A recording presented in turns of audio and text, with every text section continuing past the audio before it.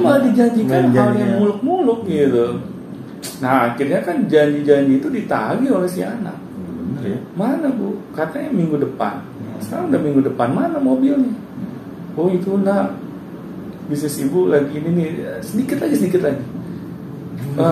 Ini ya bulan depan ya. Nah akhirnya udah kita menjanjikan anak yang sebenarnya itu kita belum bisa memastikan juga. Iya. Itu ngerinya begitu tuh. Benar. Akhirnya kan ketika kita ditagih lagi dan kita belum memenuhi apa yang menjadi keinginan anak, kita kan dicap menjadi orang tua yang pembohong. Iya. Kalau kita sudah dicap menjadi orang tua yang pembohong, bagaimana nilai kita di depan anak-anak kita? Anak-anak bisa merajuk ya Pak ya, gara-gara tidak terpenuhi ininya maksudnya. Itu karena kita biarkan. Iya. Karena kita sebagai orang tua merasa dengan cara kita bisa memenuhi keinginan anak saja, gitu, ya.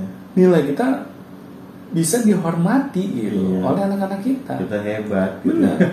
Pada setelah saya ini ya, setelah saya telusuri, ini ke anaknya langsung ya.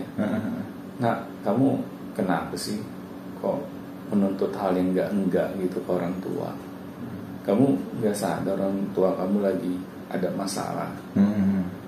Ya tapi Pak, kan orang tua saya udah janji.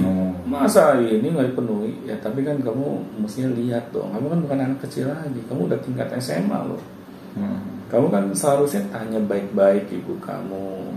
Kenapa kok ibu istilahnya belum bisa memenuhi janjinya, bisa mengerti lah gitu ada kondisi. Kamu kan semakin besar, kamu seharusnya semakin sadar gitu bahwa setiap orang tua juga punya kendala di dalam kehidupan mereka masing-masing. Nah di sini kamu jangan jadikan itu sebagai bumper gitu buat kamu menyerang orang tua kamu. Nah akhirnya setelah saya ajak berpikir anaknya jadi mulai paham gitu. Nah akhirnya dia baru jujur.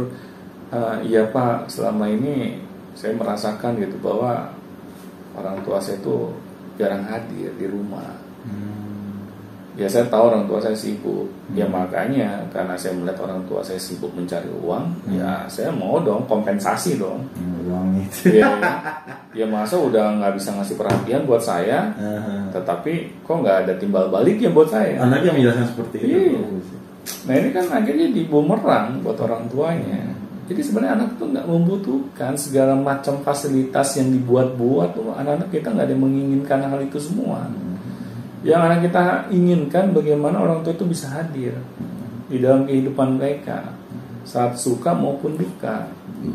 Jadi ketika anak memiliki masalah di luar, dia tahu dia mau kemana gitu, mau mencurahkan isi hatinya kemana dia tahu.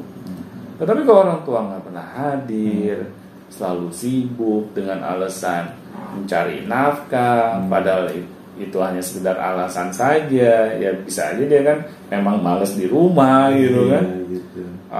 Akhirnya dia mencari-cari alasan agar dia bisa ada di luar rumah. Ini menjadi masalah yang sesungguhnya loh. Dia tidak mau digerecokin oleh anak-anaknya, makanya dia mencari alasan yang terkuat gitu bahwa ibu sama ayah sibuk di luar, semuanya untuk kamu loh nak. Jadi kamu jangan istilahnya menuntut ayah dan bunda macam-macam gitu, harus ada di rumah terus untuk kamu. Perkataan yang seperti itu saja itu sudah menyakitkan buat anak-anak kita. Padahal mereka nggak pernah meminta kok.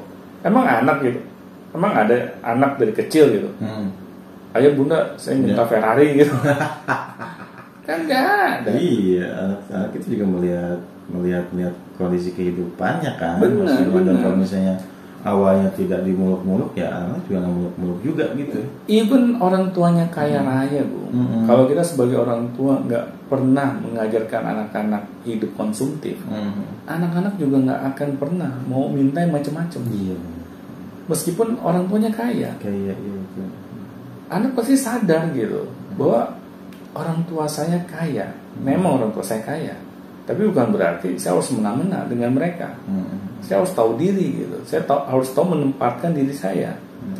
Nah, kalau orang tuanya berhasil mendidik anak-anak mereka, itu, iya, benar. Bener. Aku pernah dengar cerita tuh artis siapa gitu. Jadi anaknya tuh jadi kalau misalnya sedang 6 bulan sekali, setahun sekali diajak ke hotel. Ngapain tuh?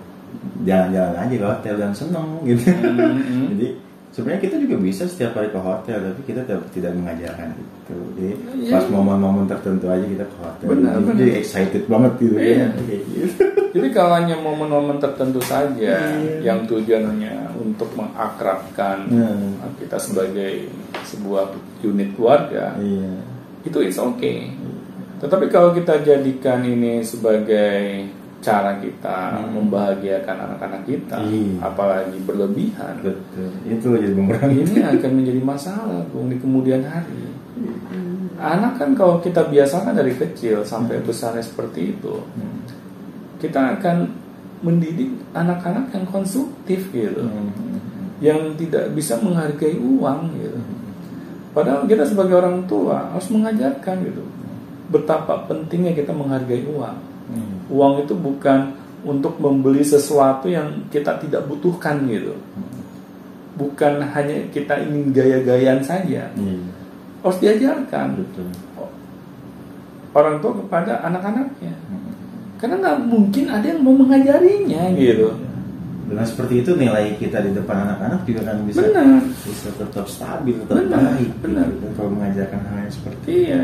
Tetapi kalau orang tua terlalu sibuk, mana ada waktu lagi gitu kan kita untuk mengajari anak-anak kita. Gak hebat dong kita. Benar.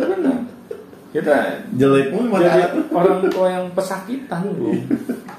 Padahal kan kita mesti sadar gitu, nilai-nilai yang positif itu hanya orang tua lah yang bisa memberikan kepada anak kita. Nggak perlu ini ilmu parenting tingkat tinggi kok. Asal kita punya kepedulian gitu ya, kita sadar gitu bahwa anak-anak kita ini ada tanggung jawab utama bagi orang tuanya. Nah, kalau itu yang ada di dalam pola pikir kita tuh, kita menyadari ini semua gitu, saya yakin menjadi orang tua yang hebat itu tidak sulit gitu.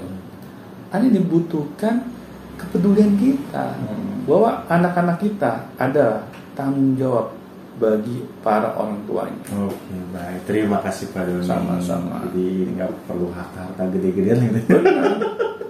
Nggak usah ini menjadi konglomerat dulu. Iya, baru jadi orang tua yang baik. Oke, terima kasih Pak Doni atas sharing-sharingnya. Dan jangan lupa kalau misalnya mau ditanyakan silakan langsung tanyakan saja di link deskripsi di bawah gitu ya. Banyak semuanya di situ sudah disediakan, akses saja sepuasnya. Dan sampai jumpa di video education selanjutnya. Sampai jumpa teman-teman.